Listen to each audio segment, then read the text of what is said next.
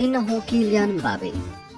قالوا عنه: لم يمر تألق مبابي في الآونة الأخيرة مرور الكرام على نجوم الكرة العالمية الذين أثنوا على الجوهرة الفرنسية، ومن بينهم الحارس الإيطالي بوفون الذي قال: لعبت في كأس العالم قبل ولادة مبابي، وهو لاعب ذو إمكانيات فنية رائعة ويشبه هنري كثيرا.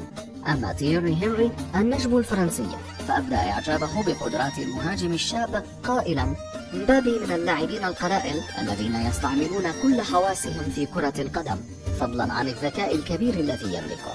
وأضاف: عادة أرفض الحديث عن بعض اللاعبين الشبان لرفع الضغط عنهم، لكن حالة مبابي خاصة، فهو من القلائل الذين يستعملون كل حواسهم في كرة القدم.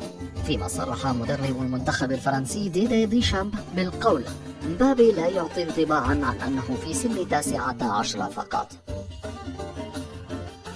لقب النينجا وتبرعه بأجره مع المنتخب. بدأ كل شيء عندما قام مبابي بغناء أغنية بشكل هزلي رفقة زملائه في سان جيرمان في غرفة ملابس الفريق.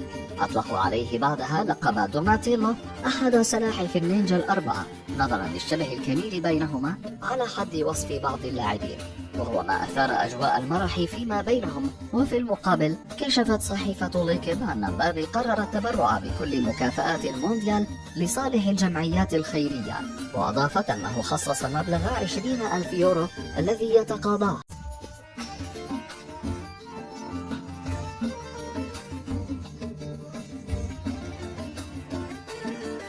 فضلا إذا كنت ليس حاسدا، ضع إعجاب لصفحتي واشترك في قناتي مانجر.